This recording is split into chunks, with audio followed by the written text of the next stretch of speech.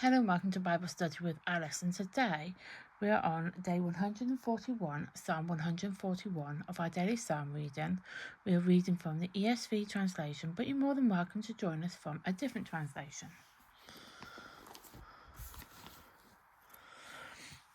As you can see, we are on Psalm 141. These videos are filmed in real time. Today's date is the 24th of March 25 and it's a Monday. You can find the previous 140 Psalms in the playlist below. There is a disclaimer as usual, and that is one. These videos are unedited and also are probably stumbled my wording. Let's get started. Give ear to my voice, a psalm of David. O Lord, I call upon you, hasten to me. Give ear to my voice when I call to you. Let my prayer be counted as incense before you, and the lifting up of my hands as the evening sacrifice. Set guard, O Lord, over my mouth. Keep watch over the door of my lips.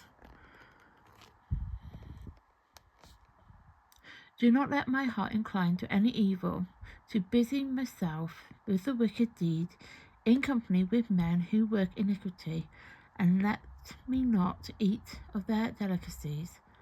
Let a righteous man strike me, it is a kindness. Let him rebuke me, it is oil from my head. 5. Let the righteous man strike me, it is kindness. Let him rebuke me, it is oil from my head. Let my head not refuse it. Yet my prayer is continually against their evil deed. When their judges are thrown over the cliff, then they shall hear my words, for they are pleasant.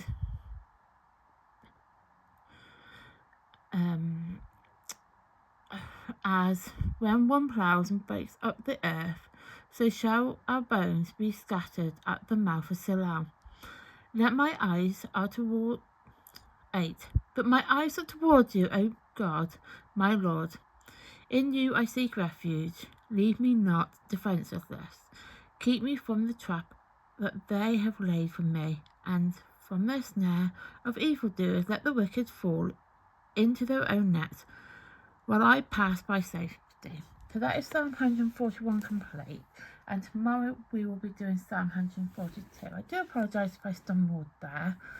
It's a Monday morning, so I would say, what do we expect on a Monday morning? So that's the first half of the video complete. And for those who are new to my channel, I split the video into 3 parts. The first part, we read the psalm, which is what we've just done. Then we talk about the psalm time periods, and then we go back to the psalm that we've just done, and we talk about it a bit further. So,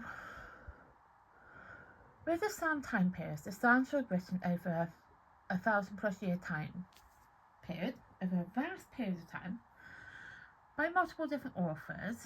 Some of the authors are very much like the same. I feel like I've said this, I know I've said this yesterday to be honest, but it do kind of come across like I'm always saying the same sort of thing, because with the book of Psalms, some of them are kind of a continuation of the other one. So and also that some of the Psalms were actually written in the same time period as the other one. So when I say that, Psalm 140 I mentioned about Psalm of David, and then today on Psalm 141 a Psalm of David.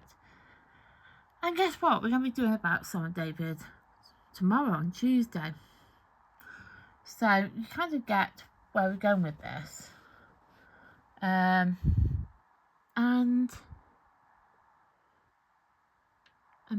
on Wednesday as well, when we're on to 143. So yeah, it's going to come across like it's a repeat of what I'm going to say, but it's because a lot of the Psalms were written by David, and it was written basically during his time period. So during his reign, during his youth, some of them are written towards the later part of his life. So there are going to be a lot of Psalms written by the same person, but not necessarily at the same point in time. It could be during his, in David's particular point. We could be reading Psalms from his youth, from his from the start of his reign, middle of his reign, and towards the end of his life. So even though the Psalms feel like I'm repeating myself, they're not always necessarily linked to one another, as in they weren't written at the same time, same time period, as in the same. They weren't basically written on the same day, if you want to put it like that, and or in the same month or year. But with the Psalms, though, historians and scholars do have some kind of understanding of when some of the Psalms were written, and I'm going to explain it into three sub-parts. The first part is the Psalms that of a time period, a author, and an event that's linked to it.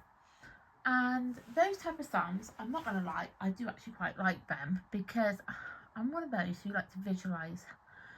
I'm a bit of a visual learner, so to say. I like to visualise, be able to see paintings, picture, go to libraries and look at primary and secondary resources. I'm that type of learner, and so I do like to be able to know that sort of thing. But obviously, I'm aware it's the Bible, Book of Psalms. We're not going to always have that, and it's fine. It's not the end of the world. It's honestly fine. Then you have the Psalms that are unknown, as in the date's unknown, but they have an author, and sometimes they have an author, and they have an event linked to it, or the date's unknown, the author's unknown, but there's an event linked to it. Those type of ones, and that's fine, because they don't know exactly when it happened, but the event kind of gives an indication of when that would have likely occurred. So it could have been occurring during the Babylonian exile. But when in the Babylonian exile? At the start, middle, or end? Don't know. But we just know it happened during it. That sort of thing. It's, like I said, those type of things are fine. And then you've got the third one, which is unknown completely, and that's unknown author, date, and event. And all we know is that psalm was written, but we don't know any more than that. Just that it was written, and it was needed to be put into the Book of Psalms. So that's all we know with that one. So with Psalm 141, it's unknown, as in the date's unknown. There's not really an event linked to it, because obviously it's a prayer of protection, which we'll get to in a second. So it's unknown, and it's written by David. And as I said, it's a prayer of protection from evil and guidance in righteousness. So basically what that then means is it's a prayer asking for protection from any evil going on, and asking for guidance in righteousness. What's righteous guidance, basically. And to kind of explain this a little bit further, it says lament, and I have to go back to the beginning. It feels like I did this yesterday as well. So we're going to be doing it tomorrow as well, because it's 142 as well. So 141 is just there. It's a lament, and a lament is a type of prayer song that is a cry for God to act in the midst of pain and grief. And then obviously all of them are the Psalms. Above our individual laments, personal feeling, they are the most common type of psalm, which is one of the reasons why we seem to be keep going back to this. They often begin with an invocation to God, followed by the lament, request for help, ends with an expression of trust in God. So basically, we could kind of see this as a prayer, our own personal prayer, when we are in our personal time with God, when we sat there quietly and we having some issues, depending on what that issue is. Obviously, I don't know, because obviously that's your own personal issues that you've personally got going on. But for myself in particular, if I've got something going on, I will obviously go to God and I will seek him out and I'll ask for help. So I will invite God in. I'll be like, hey God. No, I wouldn't be like, hey God, come here. It's not like that, obviously. That would be quite amusing if you do it that way, but that's just me. But no, Obviously you'd be like, dear God, or dear Heavenly Father, God, whatever. You're inviting God in, basically. No mocking here, don't worry. If you actually do hey God, that's fine. But it's however you then invite God into your personal space. Then you then obviously explain to God your pain, your grief, your sorrow, heartache, whatever it is. Because the thing is, you have to invite God in. Now, even though God is always around us, He's always there in our presence, but it's just kind of a case of you have to speak to Him, you have to kind of directly ask Him for help. Because even though He is there, seeking us, always there by our side, we then still need to ask Him for help. We still need to seek Him out. We can't just expect Him to sort everything out without asking, because sometimes we might not want that. Basically, I don't know how to explain it, but we might not want that in reality. So then we obviously then invite God into our personal space, invite Him in, explain to Him the problem, and then we request help, which is a big part of it. Of any lament, any prayer, whatever we do, we always have to express what we want, requesting help. And then at the very end, you leave that with God. You trust that God is going to sort your problem out. Regardless of what the problem is, you always leave it for God to deal with. Because it's a bit like an Amazon order or an Etsy order or whatever order you put in, a food order with I don't know, fast food takeaway, for example. You go onto the app or you ring them up, depending on how you do it. Let's just say a food order on Just Eat. I'm just going to use that as an example. So you put your order in, and so you're like, oh, I don't really know what you want. You want a pizza. So you put your order in for your pizza, and then you leave it with the restaurant to approve it. They approve it, and then you leave it with them to cook it, to then get the delivery driver to come to them to collect it, to take it to your home address, and then your pizza turns up at your door. You get a knock on the door, the pizza's there, you open the door, your pizza is freshly cooked, ready for you to eat, but you're not constantly going, where is it, unless it's very, very late, and you might be a bit impatient. There are people who can be impatient, and that is fine. But if you're very impatient, then it's going to make it there's more of a delay.